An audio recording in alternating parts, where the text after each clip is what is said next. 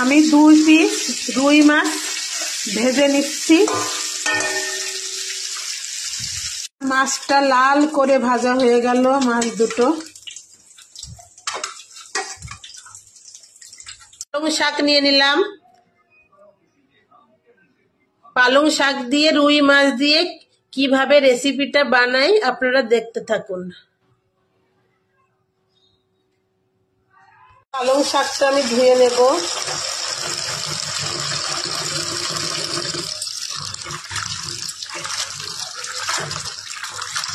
পালং শাকটা আমি ধুয়ে নিয়েছি। এবার আমি মিক্সারের মধ্যে দিয়ে দেব। আমার মিক্সারটা ছোট, আমি দুবার করে দেব। এটা পেস্ট করে নেব। মুখটা আটকে দেব। পালং শাকের পেস্টটা আমার হয়ে গেছে। একটা আলু নিয়ে নিয়েছি, গোটা গোটা করে কেটে নিলাম। কড়াইয়ের ভিতরে আমি তেল দিয়ে দিচ্ছি, সাদা তেল। ওই আলুটা আমি দিয়ে দেব, ভালো করে ভেজে নেব। গোটা জিরে দিয়ে দেব, লঙ্কা চেরা,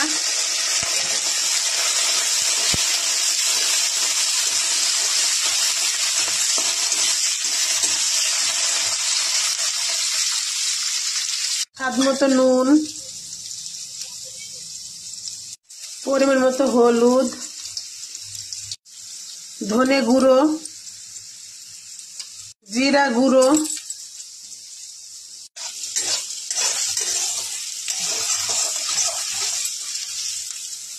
আদা পেস্ট,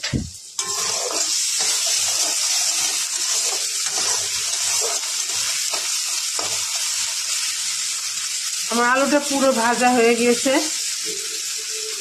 পালং শাকের পেস্টটা দিয়ে দেব।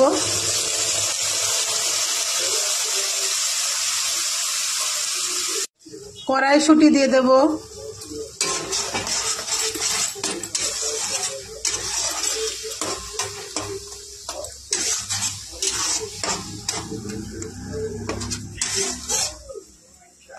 আমি ওই মিক্সারের বাড়িটা ধুয়ে দিয়ে দেব জল।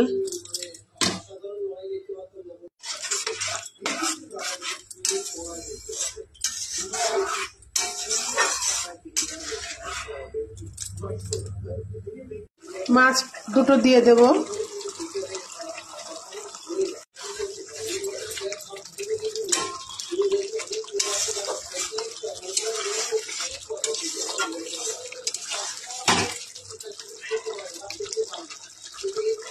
আমি একটু রসুনও দিয়ে দিচ্ছি কুচি কুচি করে।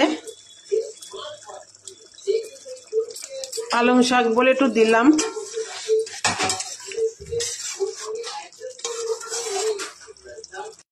একটু পোস্ত, একটু বাদাম, দেশি বাদাম আমি বেটে নেব। পোস্ত আর ওই বাদাম, দেশি বাদামটা আমি দিয়ে দিলাম।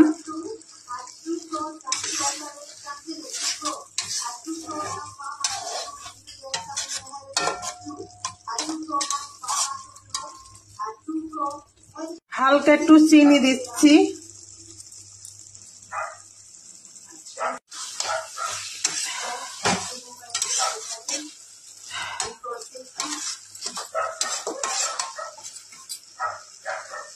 আমার পরিবেশনের জন্য একদম রেডি পালং শাকের রুই মাছ দিয়ে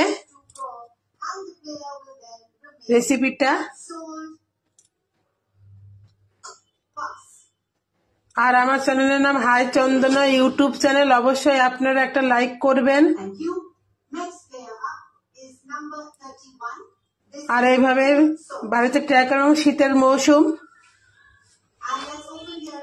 এখন প্রত্যেকটা জিনিস রান্না করবেন, প্রত্যেকটাই টেস্টি লাগবে।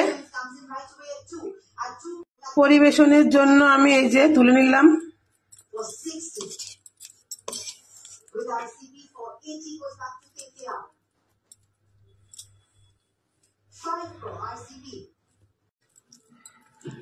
For the English wicketkeeper, 675.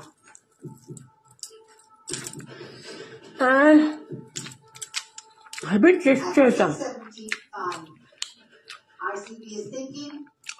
কোনো কথা হবে না, এত টেস্ট।